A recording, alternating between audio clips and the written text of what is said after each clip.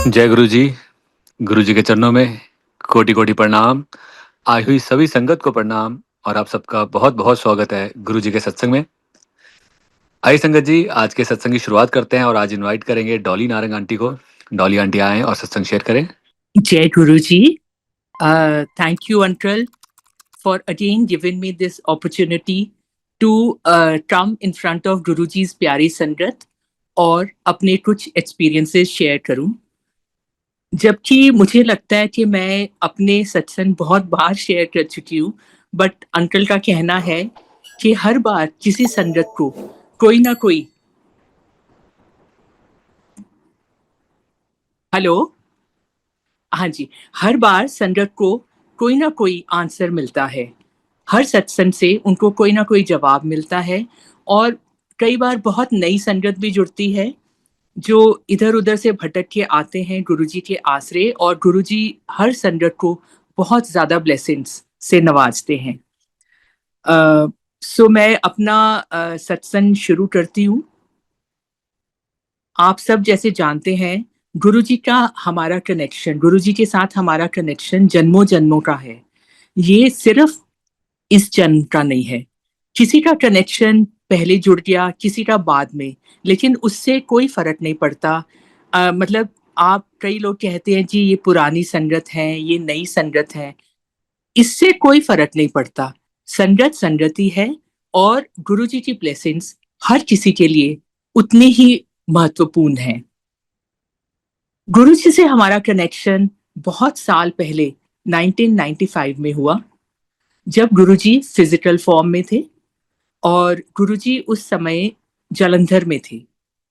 तो जैसे उस टाइम बहुत कम संगत हुआ करती थी, जितनी कोई करीब एक आपके ड्राइंग रूम में आ जाए, ज़्यादा से ज़्यादा 40-50 के करीब संगत होती थी। और बहुत अच्छा-सा एक माहौल रहता था, ऐसे लगता था जैसे आप अपने ही घर में, अपने ही रिश्तेदार के घर में गए हैं और बड़े प्यार से सब लोग बैठते थे। वहाँ चाय-प्रसाद सर्व होती थी, लंगर सर्व होता था, जैसे किसी ना किसी के घर से बन के आता था, घर का लंगर होता था, सिंपल दाल-सब्ज़ी और रोटी-प्रसाद और साथ में कुछ मीठा और चटनी, सलाद, ये सब हुआ करता था। और बड़े प्यार से सभी लोग वहाँ बैठकर भोजन ग्रहण करते थे। इसी तरह हमारा उनके पास जाना हुआ, क्योंकि सबसे पहले मेरे ब्रदर का जाना हुआ। मेरे ब्रदर से गुरुजी ने बोला कि आप अपने मम्मी-पापा को लेके आइए, तो मेरे मम्मी-पापा वहाँ गए। फिर मम्मी-पापा को उन्होंने बोला कि आपके कितने बच्चे हैं? हम लोग 5 भाई-बहन हैं। तो मम्मी ने सबके नाम बताए, तो उन्होंने बोला अभी आप डॉली शम्मी को बुलाइए। शायद ये सत्संग मुझे लगता है मैं बहुत बार रिपीट कर चुकी हूँ, मुझे खुद अजीब लगता है, but I will still give you a brief introduction. और इस तरह से हमारा गुरुजी के पास जाना हुआ। उस समय शम्मी अंकल दूरदर्शन में थे, न्यूज़ पढ़ते थे और जाना थोड़ा मुश्किल लग रहा था। हमारी तरफ से ही आना-कानी हुआ करती थी कि अरे चले जाएँगे, कभी जब उधर जाना हुआ चले जाएँगे। पर गुरुजी की इतनी स्ट्रॉन्ग हमारी तरफ एक खिंचाव था कि हमको गुरुजी के पास जाना ही हो पड़ गया और जाना पड़ा, तो I think that is the biggest blessing of this जन्म, आई कैन से। बिकॉज़ उनके पास जाना मतलब आपके सारे दरवाज़े खुल गए। आप हमेशा के लिए आपको लगा कि आपके सर पे एक बहुत, बहुत ही प्रोटेक्टिव गुरुजी का किसी का हाथ आ गया है और आपको कभी भी किसी चीज़ से डरने की ज़रूरत नहीं।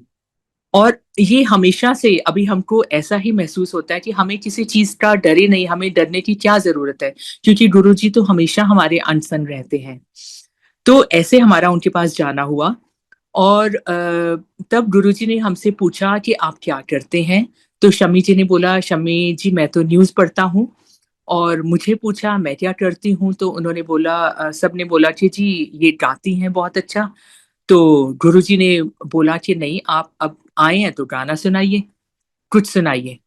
सो कुछ सुनाइए का मतलब मुझे लगा कि अब गुरु के पास गए हैं तो शब्द या गुरबानी या भजन ही सुनाया जाएगा ना।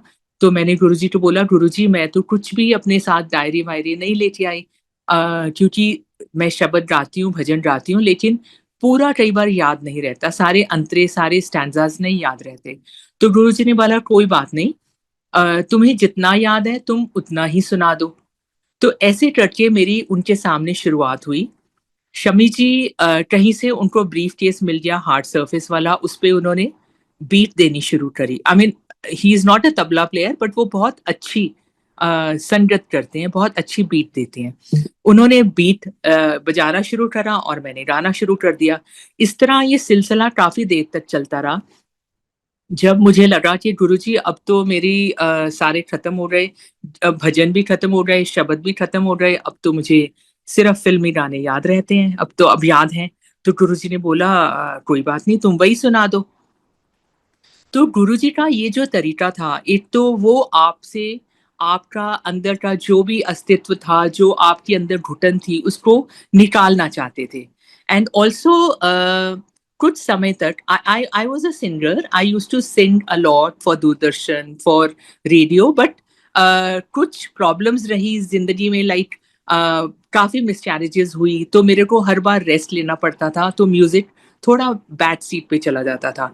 सो Guruji wanted me to come out with my passion, जो मेरा एक मुझे ब्लेसिंग्स हैं, जो गुरुजी की ब्लेसिंग्स हैं, क्योंकि ये देखिए कोई भी आर्ट फॉर्म आपको बिना गॉड ब्लेसिंग के नहीं मिल सकता। आपके कुछ अच्छे कर्म रहे होंगे या किसी का बहुत आपके सर पे हाथ रहा होगा, तो आपको ये सब आर्ट फॉर्म्स मिलते हैं। So I also consider music as a divine blessing कि I used to feel very blessed, और मुझे इस बात की कोई शर्म नहीं थी कि मुझे म्यूजिक पसंद है, जबकि उन दिनों में पंजाब में खास तौर पर म्यूजिक को बहुत अच्छी नजर से नहीं देखा जाता था। So that was his way of showing कि देखिए गुरु भी म्यूजिक को पसंद करते हैं। अब तो हर बच्चा जानता है कि गुरुजी को संगीत से कितना शौक है, का कितना शौक था उनको। आप देखिए उनके हमेशा कुछ भजन, कुछ गीत, कुछ शब्द चलते रहते हैं। That was his way of blessing people. So ऐसे मेरा गाना शुरू हुआ, हम गाते गए। उसके बाद ये सिलसिला लगातार हर बार होता था, जब भी हम गुरुजी के पास जाते थे, गुरुजी हमें कहते थे कि चलो बैठ जाओ, सुना दो, कोई गाना सुना दो, अपने जोरू दे गुलाम को तबला बजाऊँगा and I used to start singing. So and Guruji के साथ हमारा जो एक रिश्ता था, बड़ा इनफॉर्मल सा था। हम लोग उनको उस नज़र से कभी नहीं देख पाए कि गुरुजी क्या चीज़ हैं, गुरुजी साक्षात भगवान हैं, लेकिन हमको वो चीज़ दिखी नहीं। शायद हमारी आँखों पे पट्टी बंधी थी कि हम उनका वो रूप देख ही नहीं पाए। हम हमेशा उनको एक बहुत बड़े अ महापुरुष तो मानते थे, और ये भी मानते थे कि गुरुजी सभी का दुःख निवारते थे, सबका दुःख हरण करते थे। लेकिन न जाने क्यों हमारे मन में ये कभी नहीं आया कि ये सिवाय गॉड के, भगवान के कोई नहीं कर सकता। बट हमारी आँखों पे पर्दा था और हम बड़े मज़े से उनके साथ मज़ाक कर रहे हैं, गुरुजी हमारे साथ मज़ाक कर रहे हैं। और जैसे कोई आप किसी के घर जाते हैं और आपको उनके साथ बातचीत करते हैं, जैसे आप सोशल विज़िट करते हैं किसी के घर जाके, जनरल बातें करते हैं इधर की उधर की, तो ऐसी बातें करके हम उनके साथ आ जाते थे। लेकिन गुरुजी तो अब क्या चीज़ हैं, वो हमको बहुत देर बाद, अफ़सोस कि हमें बहुत देर बाद उस बात की समझ आई। लेकिन वहाँ पे एक माहौल बड़ा अच्छा-सा रहता था। और गुरुजी की एक और बात होती थी, जब भी हम उनके पास जाते थे, वो एक छोटी-सी डायरी जैसे पॉकेट डायरी होती थी, वो हमारे आगे कर देते थे, जो भी कोई आता था कि अपना नाम, पता और फ़ोन नंबर लिख दो। And we used to do that. और मुझे नहीं मालूम, हमने शायद 2-4 बार हमने ऐसे करा है। अब उसके पीछे क्या रीज़न होगा? गुरुजी का ब्लेसिंग्स के डिफरेंट फॉर्म्स हैं। या तो आपकी जितनी बार एक तरह की हाज़िरी लग गई और आपके कोई ना कोई कष्ट वो काट रहे होते हैं। सो इस तरह से वो शायद वो कष्ट काटते थे हमारे। और हमको बहुत अच्छा लगता था कि गुरुजी हमारे साथ कितनी अच्छे से बात करती हैं। इनफैक्ट मुझे बहुत संगत उस टाइम कहती थी कि यू आर वेरी लकी कि गुरुजी आपको अपने सामने बिठा के कितनी देर तक आपसे गाने सुनते हैं, गीत सुनते हैं। न जाने उन्होंने क्या-क्या मेरा दुःख तकलीफ़ काटी होगी। और लोग कहते थे, संगत कहती थी कि हम तरसते हैं कि गुरुजी के सामने हमको इतना चांस नहीं मिलता जितना आपको चांस मिलता है। सो ये तो हमारा उनके साथ ऐसा कनेक्शन था। बाकी मैं आपको ये बताती हूँ कि उस समय क्या-क्या होता था। हम लोग जाते थे, वहाँ बैठते थे, दिन भर हमें चाय प्रसाद तो बार-बार आता था और इसी दौरान बीच में 2-3 बार हमारे सामने हुआ है कि गुरुजी ने एकदम डिवाइन प्रसाद सामने प्रकट कर दिया। और हम देखो इंसान हैं, हम रीज़निंग करते हैं, तो हमें लगता था इनफैक्ट मेरी मदर ने एक दिन बोला कि गुरुजी जो इतने लंबे-लंबे चोले पहनते हैं और पक्का उनके बाजू भी खुले-खुले हैं, चोले भी लंबे-लंबे हैं, इसमें वो पक्का प्रसाद छुपा के लाते हैं और उसके बाद वो सबके सामने प्रकट कर देते हैं। अब गुरुजी तो जान-ही-जान है, वो तो आपकी मन की बात जान जाते हैं 1 मिनट में। तो उनको समझ आ गई कि मेरी मम्मी के दिमाग में क्या चल रहा है। उन्होंने उसी तरह वहाँ चलना शुरू करा, अपने जैसे हाथ-पैर झटक-झटक के मम्मी के आगे-पीछे चलना शुरू कर दिया, कि देख लो अपने कपड़े झाड़-झाड़ के, बोले नहीं, लेकिन it was enough for my mother to understand. And then उनको बल्कि my mother felt very foolish, उनको लगा कि अरे मैंने ये क्या सोचा गुरुजी के बारे में। तो ऐसा नहीं है। और आप फर्स्ट टाइम जब मेरे पेरेंट्स गुरुजी के पास गए थे, तो मेरे डैडी को उन्होंने फर्स्ट टाइम ही डिवाइन प्रसाद दिया था। और एकदम डैडी ने बोला कि वो एक पिन्नी प्रसाद था, बहुत बड़ा-सा और एकदम मेरे हाथ में रख दिया और इतना गरम था कि वो हाथ उनका जलना शुरू हो गया, लाइक वो एक हाथ से दूसरे हाथ में, दूसरे हाथ से ऐसे करते जा रहे थे। मतलब इतना पलट कर रहे थे एक हाथ से दूसरे हाथ में like that. And then Guruji said कि आप इसको 2/3 पोर्शन आप संगत में बाँटिए और बाकी आप अपने पास रखिए। जब भी आपको कोई दुःख तकलीफ होगी, तो ये आपके काम आएगा। और इतनी उसमें रोज़ेज़ की महक कि पूरा कमरा महक गया। और फिर उन्होंने गुरुजी ने डैडी को बोला कि आपकी 7 पीढ़ियाँ मैंने तार दी। मतलब 7 जनरेशंस का मैंने उद्धार कर दिया।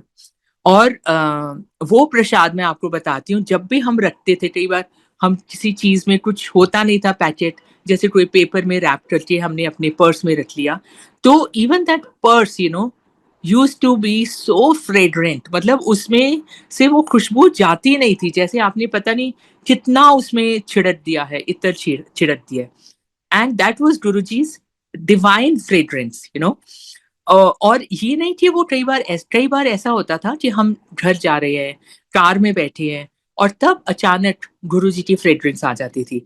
नाउ हिज फ्रेग्रेंस मीन्स कि गुरुजी was always present around.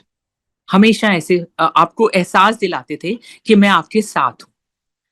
So this was his way of blessing people those days. Also, I'll tell you, ये तो सब बहुत लोगों ने सुनी है कि उनका कैंसर क्योर हो गया, किसी का बैक प्रॉब्लम क्योर हो गई, किसी के नीज प्रॉब्लम ठीक हो गई, किसी का ट्यूमर ठीक हो गया, किसी का शुगर ठीक हो गया। Now besides all this, there was much above all this, जो गुरुजी को जो उनकी डिविनिटी थी, जो हम समझ नहीं पाए, क्योंकि हम इन्हीं छोटी-छोटी चीज़ों में उलझ के रह जाते हैं। बट अगर आप फ़ील करें, अगर आप एहसास करें, अ आप सोचिए उस टाइम हमने गुरुजी को महसूस किया, उनको महसूस करके देखा कि एक फिजिकल चोला में वो हैं। लेकिन अभी आप देखें तो वो एहसास हम में भरा हुआ है कि हमने ऐसे गुरुजी को महसूस किया और गुरुजी का एहसास करते ही हमें गुरुजी की सारी ब्लेसिंग्स मिलनी शुरू हो जाती हैं। मैं आपको एक छोटा-सा वो बताती हूँ, अभी रिसेंटली मेरा एक पॉडकास्ट रिलीज़ हुआ and in fact yesterday only it got released. और क्या होता है कि इनवेरिएबली आप शुरू करते हैं किसी और चीज़ से, it was my musical journey और उसमें गुरुजी का बीच में मोर देन 50% गुरुजी का बीच में सत्संग हो जाता है एक तरह का। मतलब गुरुजी का इतना प्रेज़ेंस है हमारे आस-पास कि इवन अनकॉन्शियसली आपके दिमाग में 24 घंटे गुरुजी का वो रहता है। एंड इट टर्न्ड आउट कि half of my podcast was on my journey as a musician and half of it was Guruji's presence, Guruji's satsang rather. उसका एक बड़ा स्वीट सा इंसिडेंट मैं आपको बताती हूँ। जो मेरा लेने आए थे पॉडकास्ट का इंटरव्यू, उसके साथ उनका जो क्रू था, मतलब there cameraman, there sound engineer and an assistant, वो सारे जो अपना इक्विपमेंट लेके आए थे, वो बिल्कुल यंग लॉट था आजकल, यंग बॉयज जो बहुत प्रोग्रेसिव वाले होते हैं कि अच्छे से हम करेंगे शूटिंग, ये करेंगे। तो उनमें से एक जो साउंड इंजीनियर था, जब हमारा रिकॉर्डिंग चल रही थी, शूटिंग चल रही थी, वो अपना ईयरफोन्स लगा के वॉइस, मतलब कांस्टेंट ईयरफोन्स डाले होते हैं। आपने देखा होगा जब शूटिंग चल रही होती है तो एक कैमरामैन होता है, कुछ लाइटमैन होते हैं, एक कोई अपने कान में हेडफोन डाल के सुन रहा होता है। So that is for the reason कि वो चेक कर लें कि सब साउंड आ रहा है, कहीं मिस तो नहीं हो रहा। अब क्या हुआ कि जब मैं गुरुजी का सत्संग नरेट कर रही थी, तो उन्होंने मुझे बोला, जो हॉस्टेस थी, कि आप कोई गुरुजी का, मतलब जो आप गुरुजी के सामने गाते थे, कुछ गुनगुना दीजिए, कुछ गीत सुना दीजिए। तो मैंने गाना शुरू किया। जैसे मैंने गाना शुरू किया, वो जो हेडफोन लगा के सुन रहे थे साउंड इंजीनियर, वो कहते मेरे कान में कुछ अजीब सा आपकी वॉइस के साथ एक म्यूजिकल इंस्ट्रूमेंट बजना शुरू हो गया। And he says I could not place कि ये कौन सा इंस्ट्रूमेंट है, बहुत अजीब सा इंस्ट्रूमेंट साथ में चलना शुरू हो गया। तो कहते मैंने सडनली मैंने अपने कान से ईयरफोन्स निकाले बाहर, और मैंने कहा देखो जरा, इन्होंने कोई म्यूजिक बजाया है क्योंकि मुझे दिख नहीं रहा, लेकिन म्यूजिक की आवाज आ रही है। तो देखा तो कुछ भी नहीं। हाँ, फिर उसने ईयरफोन्स लगाए, फिर उसमें वही म्यूजिक आना शुरू हो गया। Till the time my song, I सैंग that song, उसके कान में वो म्यूजिक बजता रहा। अब वो बहुत हैरान से हो गए। उसके बाद जब वो 3-4 दिन के बाद एडिटिंग के लिए बैठे, तो उन्होंने, जब वो एडिटिंग कर रहे थे, तो वो बड़े-बड़े स्पीकर्स, और उसपे सुनते हैं ना, बड़े-बड़े मॉनिटर्स लगा के कि सब वॉइस लेवल सब ठीक आ रहा है, शूट वो ठीक आ रहा है, पिक्चर ठीक आ रही है। तो उन्होंने बड़े-बड़े स्पीकर्स पे उसको सुनना शुरू किया, और उस पॉइंट पे पहुंचे जहाँ पे मैं वो गाना गा रही थी। जब उन्होंने स्पीकर्स अच्छे से खूब लाउड बजाए, और उसमें कोई इंस्ट्रूमेंट की आवाज नहीं थी, एंड वो थोड़ा डर भी गए, because he is heard about Guruji, but इतना ज्यादा उन्होंने अभी उनका फेथ नहीं डेवलप हुआ। तो वो बहुत डर गए। तो उन्होंने ये इंसिडेंट उस हॉस्टेस को बोला, बताया कि ये मेरे साथ ऐसा इंसिडेंट हुआ है। सो देन शी सेड कि देखिए, ये गुरुजी की प्रेजेंस थी, and I feel so blessed when I get to hear this, कि गुरुजी आपके हमेशा अनसन रहते हैं, आपको कभी भी अकेला नहीं छोड़ते। और इस इंटरव्यू से पहले जो मेरा लेने आई थी इंटरव्यू, वो गुरुजी को वो भी बहुत मानती हैं। तो उन्होंने बोला कि मैंने गुरुजी पे छोड़ा हुआ था सारा, मैंने कोई प्रिपरेशन नहीं की थी, और मुझे तो खैर बिल्कुल ही नहीं मालूम था कि उन्होंने मुझसे कौन से क्वेश्चंस पूछे हुए हैं, और मैंने भी गुरुजी पे छोड़ा हुआ था कि गुरुजी आप ही मेरी इंटरव्यू कराएंगे। I was also equally nervous. So जब वो आप देखिए वो इंटरव्यू हुआ, तो that means Guruji was present throughout with us, हमें ना दिखते हुए। वही है, यही गुरु जो मैं आपको बात कर रही हूँ, गुरुजी का ये एहसास है जो हमारे साथ है। उस टाइम उनको हम फिजिकली महसूस कर सकते थे, लेकिन अभी गुरुजी का जो एहसास है वो हमारे साथ साथ है। So Guruji never leaves you alone that way. आप उनका नाम लीजिए, आप उनको बोलिए गुरुजी आप हमारे साथ चलिए, गुरुजी हमेशा आपके साथ चलेंगे। अभी रिसेंटली अगेन मैं चंडीगढ़ गई हुई थी अपने मदर के पास, और मैं थोड़ा घबरा रही थी, इसलिए जबकि मैं बहुत अक्सर ट्रेन से ही वापस आती हूँ। तो वो थोड़ा स्टेशन चंडीगढ़ का इस टाइम रेनोवेशन हो रखा है, वो लास्ट मिनट समटाइम्स वो चेंज कर देते हैं प्लेटफॉर्म एंड ऑल दैट। सो तब भी मैंने गुरुजी को बोला, गुरुजी प्लीज आप मेरे साथ चलिएगा, और मेरे साथ साथ आप वहां चलिएगा दिल्ली। और आप मानेंगे कि उसी पूरे लाइक कोच में एक पीछे आंटी बैठी हुई थी, मेरे से एक पीछे सीट में, and she didn't know she was sitting on a wrong number. तो and my brother came to drop me, और उसने बोला कि अरे ये आंटी तो गुरुजी की भगत हैं, और ये हमारे सेक्टर में ही रहती हैं। तो मैंने बोला अच्छा चलो good, we have someone with us. और उसके बाद शी रियलाइज्ड कि she was sitting on the wrong seat, and her seat was next to me. And later on she said कि I had also left it on गुरुजी कि गुरुजी आप मेरे साथ चलेंगे। और देखिए कैसे, मतलब उन्होंने हम दोनों को, पूरे कोच में हम दो ही थे गुरुजी की संगत, हमको दोनों को साथ साथ में बिठा दिया और पूरे रास्ते हमने सत्संग करा और कब टाइम पास हुआ we didn't even get to know. So that's what I'm saying कि गुरुजी हमेशा हमारे साथ साथ रहते हैं। Now coming to few satsangs मैं आपको जरूर सुनाना चाहूंगी। देखिए जैसे मैंने बोला गुरुजी हमेशा सत्संग में रहते हैं। So this was like my son was in college, I think last year of college. तो हमने एक नई कार खरीदी which is supposedly a very strong car, Skoda. उसका body is considered very very strong. So ये he is a very careful driver, बहुत अच्छी गाड़ी चलाता है वो। तो रात को जैसे फ्रेंड्स के साथ ये वापस आ रहे थे किसी डिनर से और पास में ही गए थे। जब वापस आ रहे थे तो हमारे घर की तरफ जैसे एक लेफ्ट ब्लाइंड टर्न है एंड सेंटर में डिवाइडर भी है। Suddenly when he turned on the left side which was a blind turn, तो आगे से देखा एक बड़ा वाला वो जो गार्बेज वाला ट्रक आ रहा था, huge truck, opposite direction. And he was taken aback. बच्चे थे after all, because suddenly you turn and आपके सामने ट्रक आ जाए और वो भी इतना बड़ा।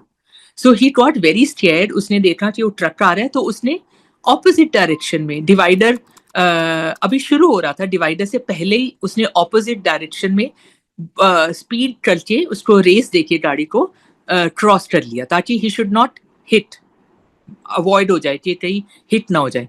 तो उसने एकदम तेजी से जब डाइवर्ट करा तो साइड में जाके एक बाउंड्री वॉल थी घर की, ही बैंड इनटू इट और इतनी बुरी तरह से उसमें टक्कर हुई कि उसके एयर बैग्स खुल गए। इनके दोनों के बच्चों के, दो बच्चे थे, तो दोनों के एयर बैग्स खुल गए एंड दे वर शॉट। मतलब नेचुरली बहुत डर गए थे ये क्या हुआ। और आप देखिए कि आप देखेंगे आजकल जो नई गाड़ियां हैं, सब कुछ है, उसका अंदर से ऑटो लॉक हो जाता है जब ऐसा कुछ हो। इट्स रेयर कि वो एवरीथिंग लाइक वो पूरा इंजन ही फेल हो जाता है एक तरह का, तो ऑटो लॉक हो जाता है। क्योंकि वो इतनी बुरी तरह से डैमेज हुई थी, उसके एयर बैग्स खुल रहे थे, उसका बॉनेट वाज कम्प्लीटली गॉन। लेकिन जब इन्होंने देखा कि डोर खोले और दोनों के डोर आराम से खुल गए, वो लॉक नहीं हुए, दोनों बाहर निकल आए। और आगे मैंने गुरुजी का एक छोटा सा स्वरूप लगाया हुआ था। Now the car was badly damaged, the स्वरूप वॉज इंटैक्ट, वही था गुरुजी का। और मतलब कार इतनी बुरी तरह से डैमेज थी कि इनको they had to get a train to get the car back home. और ट्रेन से घर आई गाड़ी, और गाड़ी को देख के किसी का भी दिल बहल सकता है कि इसके अंदर जो होंगे उनका क्या हाल हुआ होगा। और इन बच्चों को खरोंच तक नहीं आई, गुरुजी ने ऐसा उन्हें बचाया। ऑफ कोर्स वो इतनी हिल गए थे और इतना डर गए थे कि इनको नींद नहीं आई and they were traumatised. But उस गाड़ी की कंडीशन को देख के कोई नहीं कह सकता था कि ये इसमें कोई बड़ा खतरनाक हादसा ना हुआ हो। And imagine Guruji save them from that. और आप देखिए ये car was absolutely new, it was only a week old. अब ये तो हुआ एक फिजिकल डैमेज। उन्होंने लेकिन आपको कैसे मॉनेटरी उस डैमेज से भी बचाया। क्या हुआ कि नई गाड़ी थी और जब इंश्योरेंस कंपनी आई देखने के लिए, बहुत कम होता है कि वो आपको टोटल लिख दे, राइट ऑफ कर दे कि no this is completely gone. वो अक्सर को सोचते हैं कि किसी ना किसी तरह हम इनको इंश्योरेंस मनी बोलेंगे, ये कर देंगे ठीक, नया बॉनेट डाल देंगे, ये कर देंगे, वो कर देंगे, चेंज कर देंगे, है ना। बट बहुत कम होता है कि वो कंप्लीटली रिटर्न ऑफ जैसे कर देते हैं। लेकिन उन्होंने लिख दिया कि नहीं, this is completely damaged, now it has to be replaced. Now replaced means they will give us a new car. But ये है कि एक बार कार शोरूम से बाहर आ जाए तो उसके कुछ ऐसे पार्ट्स होते हैं जो कहते हैं this is not covered under insurance. तो बेसिकली उन्होंने हमारा 1 लाख काटा and we got absolutely new car. तो यहाँ गुरुजी ने हमें फिजिकल डैमेज से भी बचाया, मॉनेटरी डैमेज से भी बचाया।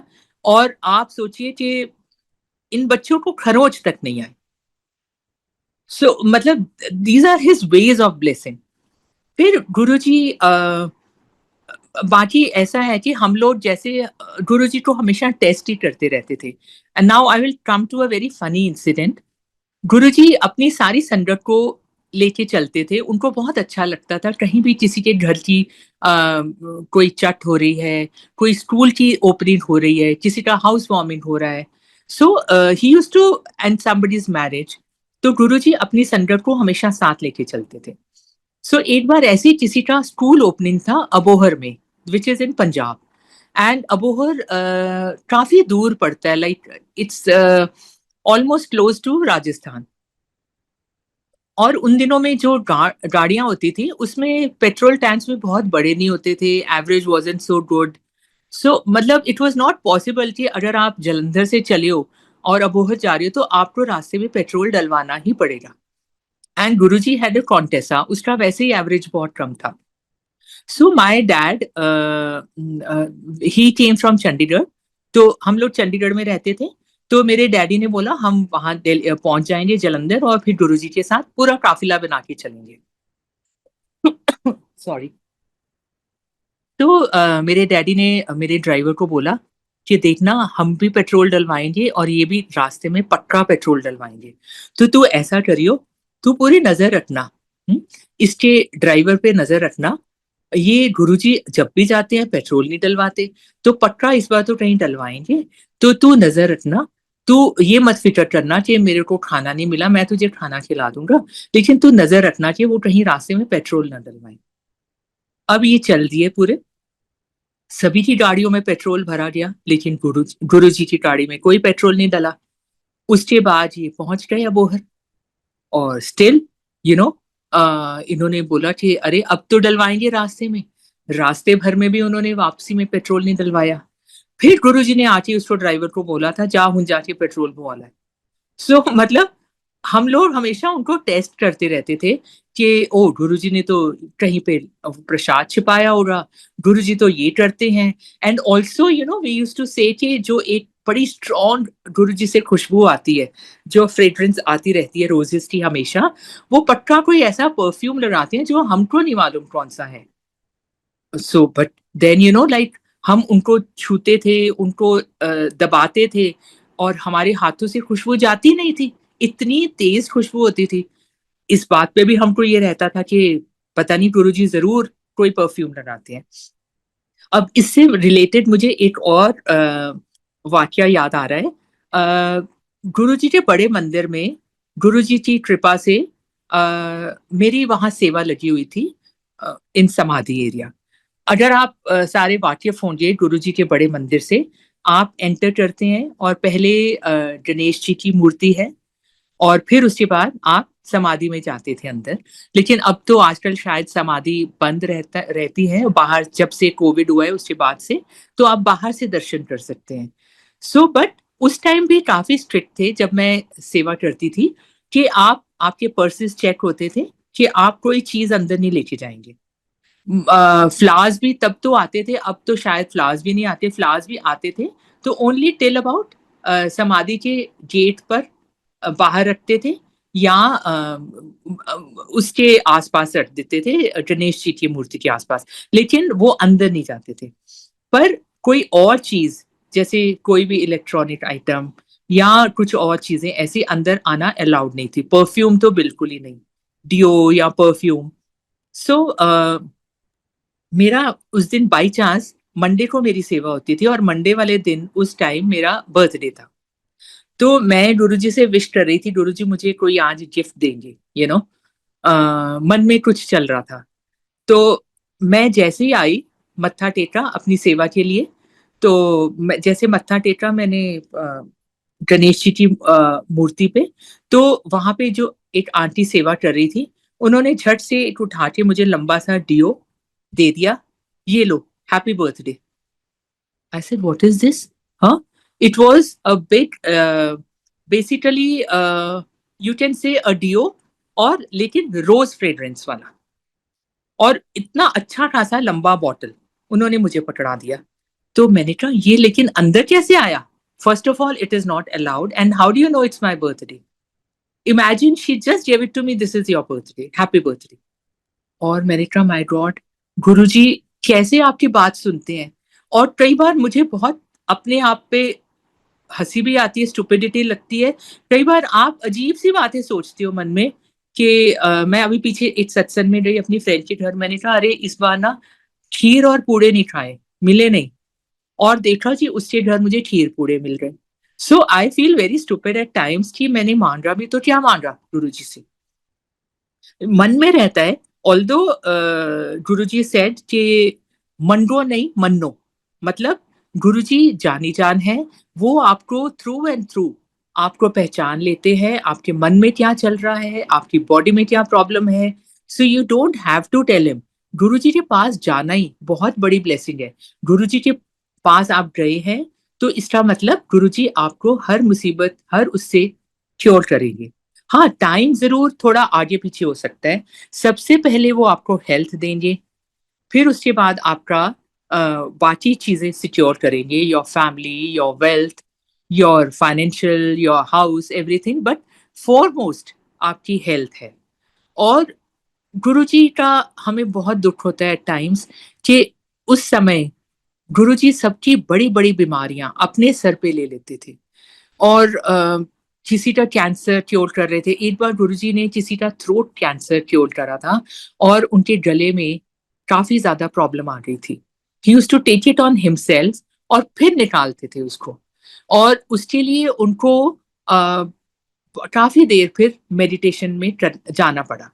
और हम यही कहते थे कि गुरुजी आप सबका क्योर करते हो, लेकिन आप अपना क्यों नहीं क्योर कर सकते? तो वो कह रहे थे गुरुओं का वो खुद करना बहुत मुश्किल होता है। So it was very painful to see Guruji in that state. मतलब उनसे किसी का दुख बर्दाश्त नहीं था। और आप आई डोंट नो, आपने पुरानी शायद कुछ वीडियोस में देखा होगा कि उनकी टांगें दबा रहा है कोई, उनका सर दबा रहा है। He used to often tell, जो वुमेन संगत होती थी मोस्टली, वो उनकी टांगें दबा रही होती थी जोर जोर से, या कोई सर दबा रहा होता था, या वो कह रहे थे मेरी बाजू दबा दो। एंड कई बार मतलब हमें भी उन्होंने बोला हुआ है कि आप करिए, टांगे दबाइए, और इतनी जोर से दबवाते थे, बोलते थे और जोर ला। And at times you know we used to feel tired, हाय गुरुजी बस करो, मतलब नहीं हो रहा। पर वो उनका एक तरीका था आपको आपको और आपकी फैमिली को क्योर करने का, by just pressing his feet.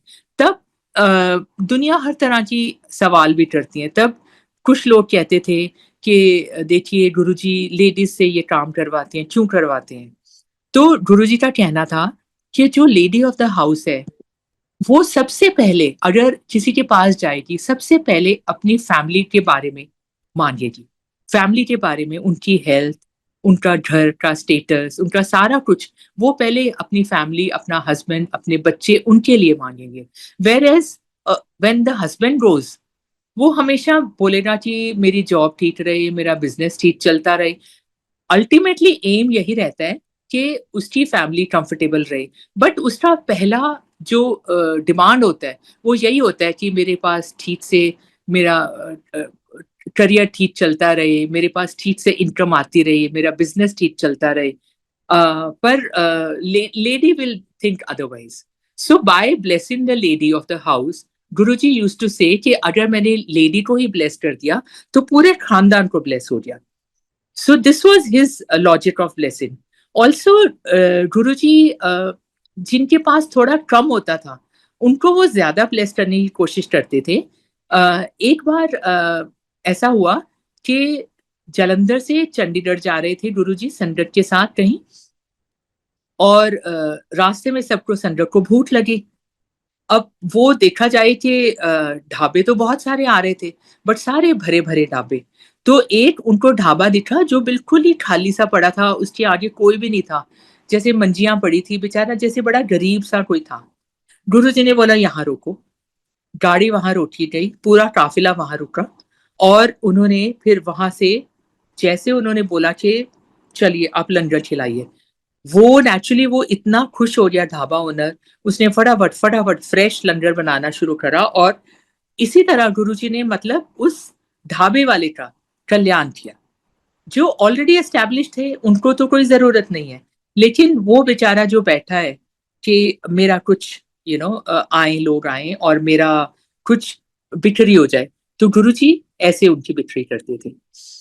फिर जब उन दिनों में हम गुरुजी के पास जाते थे, तब again I am talking of 1995, तो उन दिनों में थोड़ा टेररिज्म का पीक चल रहा था, जो पंजाब में चल रहा था, और 8 बजे के बाद जनरली वहां सड़कें खाली हो जाती थी। Even police use to say कि आप सब अपने घर चले जाओ, बिकॉज उस टाइम थोड़ा टेररिज्म का जमाना था। तो हम लोग जैसे इकट्ठे जाते थे, वहां संगत लुधियाना की भी होती थी, चंडीगढ़ की भी होती थी, रोपड़ की भी होती थी। सो गुरुजी सबको बारी बारी उनको देखते थे, बोलते थे चलो चलो अब लुधियाना वाली संगत चलो, काफी लेट उनको इजाजत देते थे, आप चलिए। फिर थोड़ी देर में अच्छा चलो अब चंडीगढ़ वाली संगत, भाई सारे आप कॉन्वॉय बना के चलिए, आप निकलिए। And he used to make sure कि वो इस समय टाइम पे भेजते थे संगत को, जब सारा रास्ता सेफ मिलेगा, जब उनको कोई प्रॉब्लम नहीं होगी। और ये तो आप सब जानते हैं कि आप गुरुजी के पास जा तो सकते हैं, मतलब यहाँ मैं ये नहीं कहूंगी अपनी मर्जी से, वो भी गुरुजी का बुलावा हो तभी जा सकते हैं, लेकिन फिर भी आप जा सकते हैं। लेकिन वापस जब आते हैं तो गुरुजी ही इजाजत देते थे कि अब तुम चलो, अब तुम चलो। So you could not question his judgement कि उनको किसको ज्यादा देर जरूरत है, किसको बैठने की जरूरत है। That was his total call, what ever, कब किसको जाना है। और हमें बड़े क्यूट क्यूट गुरुजी तब गिफ्ट भी देते थे। कई बार वो हमें छोटी छोटी पॉकेट साइज के, जैसे पॉकेट पे क्लिप वाली, अपने गुरुजी के स्वरूप भी देते थे। गुरुजी ने अपने हाथों से हमें वो बांटे हुए हैं, और मैंने अभी भी संभाल के रखा हुआ है। ऑल्दो वो पुराना हो गया, बट आप सोचिए कि वो गुरुजी का ब्लेस किया हुआ है। और एक बार तो हमारी एनिवर्सरी थी और गुरुजी उस समय चंडीगढ़ में थे। तो गुरुजी के हम उस टाइम अपने आप ही बड़े बड़े स्वरूप जैसे खींचे हुए हैं वो ले जाते थे, और गुरुजी से उन पे साइन कराते थे। तो it happen to be our anniversary, तो मैं गुरुजी के पास गई, गुरुजी हमारी एनिवर्सरी है तो प्लीज ब्लेसिंग्स दे दो। तो गुरुजी ने अपने मार्कर से, जो स्पार्टलर वाला मार्कर होता है, उससे उन्होंने लिखा, Dolly's family full blessings always, Guruji, and the date. आप देखिए वो कितना प्रेशियस मेरे लिए वो स्वरूप है गुरुजी का। उसका ऑल्दो उसकी ऊपर की इंक थोड़ी फेड हो चुकी है, लेकिन उसका इम्प्रेशन इज देयर। आप सोचिए उस महापुरुष, उस गॉड के हाथों से लिखा हुआ मेरे पास स्वरूप है, and I feel so blessed. Guruji ने इतना हम पे ब्लेसिंग्स, इतनी ब्लेसिंग्स दी हैं कि उसका कोई अंत नहीं है। इनफैक्ट उनकी blessings are still pouring. Touchwood, we have a good family, I have we have a very good son, बहुत अच्छा बच्चा है। Now Guruji has blessed us with a grandson, we have a beautiful daughter in law, so everything is like very smooth. And the house where we stay, we had one house. गुरुजी ने उस time बोला था, हाँ अभी मैं बात करते हुए मुझे याद आ रहा है कि गुरुजी ने बोला था तेरे 2 घर होंगे। And we have one house means that we have 2 floors in one plot. And हम लोग काफी देर से देख रहे थे कि हमें कुछ और बड़ा मिल जाए। we had 1.5 floors rather, तो हम सोच रहे थे कि हमें 2 floors कहीं इकट्ठे मिल जाएं, so that after my son's marriage कि हम इकट्ठे भी रहें, एंड अपना, इनका बच्चों का प्रिवेसी होता है, अपना पार्टीज करनी है कुछ है, and so that they can do that. और बड़ी देर से हम कोशिश कर रहे थे कि हमें अपनी जैसी कॉलोनी में कुछ ऐसा मिल जाए, लेकिन हो नहीं पा रहा था। और जो भी हम कर रहे थे, जहां भी जा रहे थे, हमारी डील कैंसिल हो रही थी। यहाँ तक कि हमने फार्म हाउसेस भी देखने शुरू करे। एक जगह पे हमने लिटरली हाथ में बयाना लेके गए, वो उसने बोला जी आप ये ले लेना, हमें एक जगह पसंद आई। और लेकिन हम बयाना लेके गए और लास्ट मिनट वो बंदा एकदम बदल दिया, नहीं नहीं जी मैं तो नहीं दे सकता आपको, मेरा पार्टनर कह रहा है नहीं देना। तो बड़े हम लोग डिसअपॉइंट हुए। तो इनफैक्ट ये सारे कहने लगे आप गुरुजी में इतना मानते हैं, इतना मानते हैं, ऐसा क्यों हो रहा है, हमें क्यों नहीं मिल रहा। अब क्या था कि हमारे घर का जो बिल्कुल साथ वाला घर, उसको हमने टॉप फ्लोर, एक जो रहते थे, एक सिंगल ओनर था वहाँ पे रहता था, एंड हमने उसको बोला हुआ था अगर तुमने कभी ये घर छोड़ के जाना हो तो हमसे पूछ लेना। तो एक बार हमने कोविड से पहले उससे बात की थी और उसने बोला ठीक है मैं दे देता हूँ। लेकिन फिर कोविड आ गया, फिर उसने बोला कि आप सुनो, आप इंतजार मत करो, क्योंकि अब तो मुझे भी नहीं पता मैं कब ये घर छोड़ सकता हूँ। So he kept quiet and then Covid को 2 साल लग गए, निकल गया। उसके बाद हमने देखना शुरू कर दिया, हमने सोचा इसने तो मना कर दिया था तो he will not give us again. तो जब हम हर जगह से थक हार गए, तो फिर हमने बोला चलिए एक बार इससे फिर पूछ लेते हैं कि are you still interested in giving us this house. जब उससे बात करी तो कहता अच्छा मुझे शाम तक का वक्त दीजिए, मैं आपको बताता हूँ। सडनली फिर शाम को उसका फोन आया, ठीक है आप ये घर ले लीजिए, लेकिन मुझे थोड़ा समय दे दीजिए क्योंकि मैं कुछ अपने लिए और देखूंगा। और आप देखिए, जो हमारे सारे कैंसिल हो रही थी डील्स, कुछ काम नहीं बन रहा था, Guruji had something better for us. हम हमेशा सोचते हैं कि हमारा काम नहीं बनाया गुरुजी ने, हम इतना गुरुजी को मानते हैं, हम लोग फिर इंसान है, फिर उसी बात में आ जाते हैं कि हमारे साथ गुरुजी ऐसा क्यों कर रहे हैं, हम इतना मानते हैं तब भी हमें गुरुजी नहीं देते। तो he has better plans for you. उनकी जो उनका फोरसाइट है, उनका जो दूर का सोचने का तरीका है, हम लोगों का बड़ा लिमिटेड है, हम लोग इतना दूर नहीं देख सकते। Ultimately we got the adjoining house, जिससे क्या हुआ कि उस पुराने घर में हम क्यों उधर से थोड़ा बदलना चाह रहे थे, क्योंकि वहां पे लिफ्ट नहीं थी and we were on the second and third floor. And now it was difficult, अब हम लोगों के लिए भी, हमारे फ्रेंड्स आ रहे हैं, हमारे पेरेंट्स आ रहे हैं, हमारे रिलेटिव्स आ रहे हैं, सबके लिए ऊपर चढ़ना बहुत मुश्किल था। और नीचे वाले जो हमारे फ्लोर वाले थे वो मान नहीं रहे थे, कि हमने बोला पूरा तोड़ के बनाए तो वो नहीं मान रहे थे। तब हमने ढूंढना शुरू किया और अल्टीमेटली हमें साथ वाला घर मिल गया, जो कंपैरेटिवली नया घर है, उसमें लिफ्ट लगी हुई है और स्टिल्ट पार्किंग है। अब हमने क्या किया कि हमने इन दोनों घरों को, उसमें थोड़ा सा गैप था 2.5 फीट, एक ब्रिज बना लिया, हमने दोनों को जोड़ लिया, बिकॉज वहां का थर्ड फ्लोर थोड़ा सा नीचे है, बट वो हमने लेवल स्टेप से बराबर कर लिया। Now we have with Guruji's grace, we have almost 3 floors and we have 3 terraces, and the best part is हमारे इधर एरिया में, हमारा कॉर्नर वाला घर है, यहाँ रोज पीकॉट्स आते हैं, और पीकॉट्स आते हैं और बकायदा डांस करते हैं, आवाजें लगाते हैं। और मतलब कोई ऐसा दिन नहीं जाता कि हमें पीकॉट्स ना दिखें। पीकॉट्स आते हैं, then we get lot of butterflies and lot of migratory birds, मतलब बहुत ही खूबसूरत कॉलोनी है ये। And we didn't want to leave this, and Guruji also didn't want us to leave this colony. और हमें रोज ये दर्शन होते हैं। अब इतना हो गया है कि मेरा जो ग्रैंडसन है, he is so fascinated by peacocks, उसको इतना अच्छा लगता है, ही is a nature lover.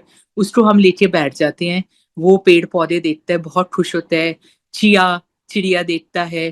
Peacock, उसको पता लग गया पीकॉक क्या होता है, although he is just 9 months, और वो पीकॉक की आवाज से रिलेट करता है। अब वो सोते सोते, सुबह सुबह तो आपको पता है पीकॉक्स बोलना शुरू हो जाते हैं 4-5 बजे, वो उठ के बैठ जाएगा, जैसे ओ मुझे बुला रहे हैं, और बोलेगा चलो चलो, मतलब वो इशारे से करेगा कि बाहर चलो बाहर चलो, हाथ उठाएगा कि बाहर चलो मुझे पीकॉट्स दिखाओ।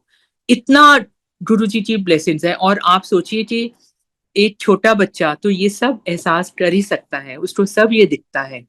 So this is a blessed place what Guruji has given us. और मैं कितना उनका धन्यवाद करूं, मैं वो शब्दों में बयान नहीं कर सकती। गुरुजी ने हमारा he got us these houses, then उन्होंने हमारा स्टूडियो खुलवाया जो हम चाहते थे, because my husband was in the recording business only. और हम हमेशा इधर उधर रेंट दे के, इतना काम होता था, voice overs, advertisements, corporate songs, जितना काम हम करते थे इकट्ठे, लेकिन हम रेंट देते थे हमेशा।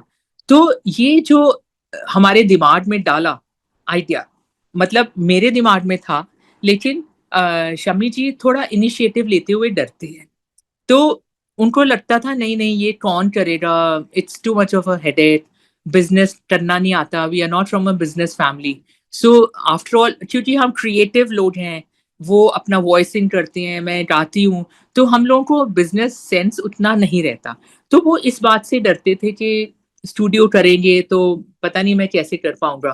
ख़ैर एनीवे हम एक बार जालंधर में ही उनके पास बैठे हुए थे और गुरुजी ने हमें बुलाया और कहते कि जाओ अपना स्टूडियो खोल लो।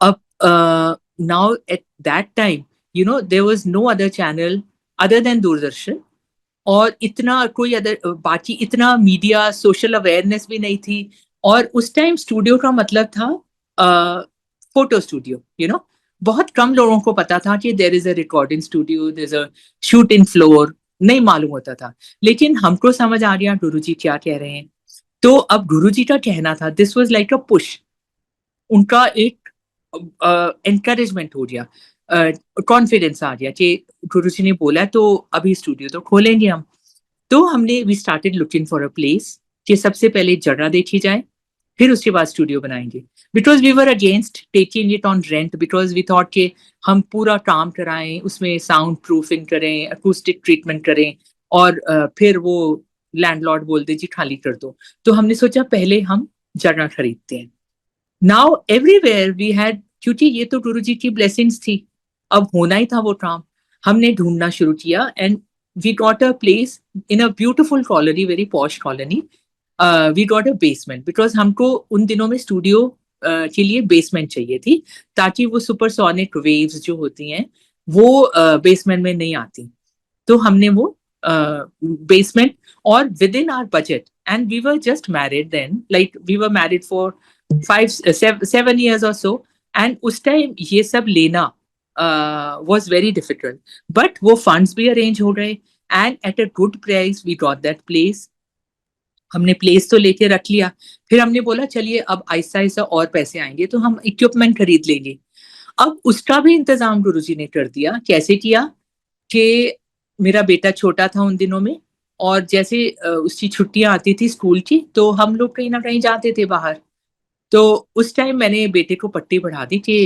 पापा पूछेंगे इस बार कि कहाँ जाना है तो तुम बोलना कि यूएसए तो इसने बोला बेटा कहाँ जाएं इस बार तो इसने बोला यूएसए तो उसने बोला कि जैसे मजाक में पंजाबी लोग होते हैं कहते ले वीजा तेरा प्यो लाऊगा तो एंड आई सेड अच्छा चैलेंज ओके चैलेंज एक्सेप्टेड ठीक है मैं जाके फॉर्म लेके आती हूँ और उन दिनों में आपको देयर वाज नथिंग ऑनलाइन ना तो आपको फॉर्म भी लेके आना पड़ता था फ्रॉम द एम्बेसी तो मैं गई जी कार में अपना फॉर्म लेके आ गई और हमने सारा फिल कर दिया जितनी हमको नॉलेज थी हमने फिल कर दिया देयर वाज नो एजेंट जो अब तो आपको एजेंट्स फॉर्म भी फिल करा देते हैं अपॉइंटमेंट्स भी ले देते हैं उस टाइम ऐसा कुछ नहीं था you had to do it yourself so हमने सारा फॉर्म भर दिया और जाके लाइन में खड़े हो गए और वहां लाइन में भी हमको बाहर ही खड़े होना पड़ता था तीनों जाके खड़े हो गए तो हमने शमी जी ने इतना जरूर बोला था कि अपना डेस्परेशन मत शो करना वहां पे जब वो पूछेंगे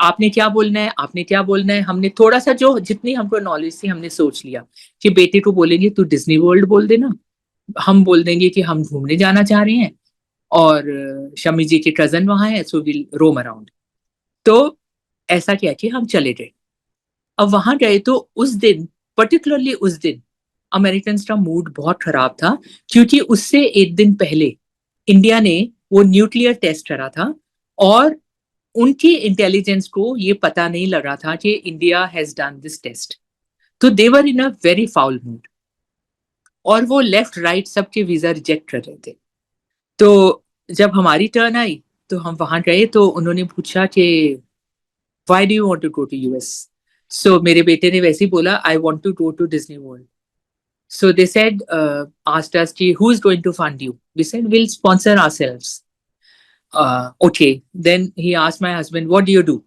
hmm?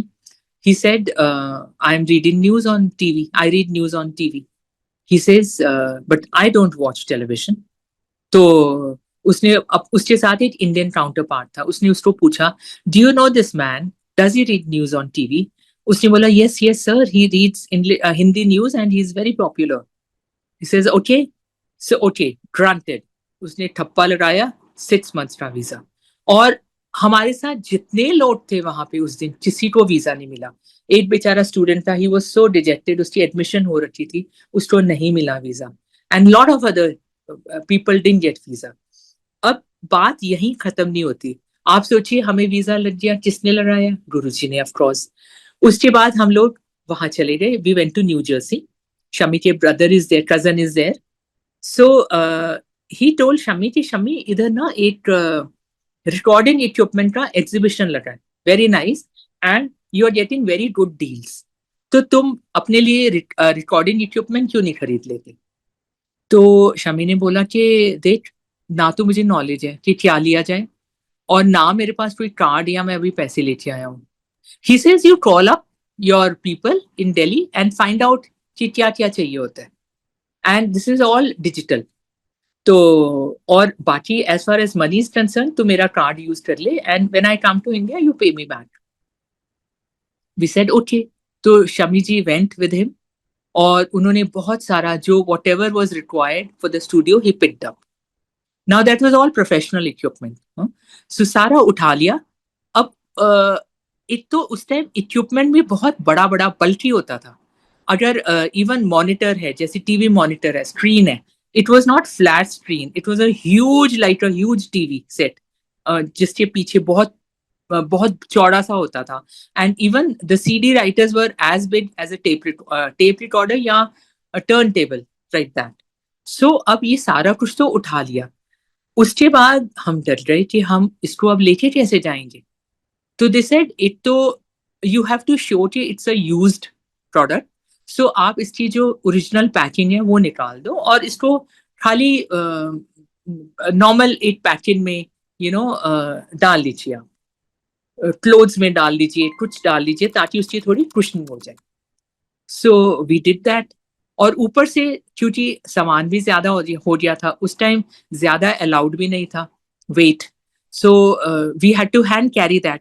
नेचुरली उसको उस पोजीशन में we could not mishandle the stuff. So हमने उसको ऐसे हाथ में हैंड कैरी करा, और इतना बल्कि इतना हैवी, बल्कि हम इतना हाथ ही टूट गए, क्योंकि एयरपोर्ट्स भी तो इतने बड़े बड़े होते हैं, you to change the flight and then we had to carry all that. So anyway we brought it home, we brought it. फिर हमने सोचा अब ले तो आए हैं, इस पे तो ड्यूटी बहुत ज्यादा लगेगी। Duty was 350% those days, it was in 1998 I am talking about. So we thought एक तो ड्यूटी बहुत ज्यादा लगेगी, एंड फिर हम ठीक है उनको बोलेंगे कि आप अपने पास इक्विपमेंट रख लो, when we get enough money will come and take it. हम लोग वहां खड़े हो रहे, there was red channel and green channel, so we stood in red channel, बड़े अपना शरीफ से बन के खड़े हो रहे अपना। So somebody came to us, some man came to us. He says, "Why are you standing here?"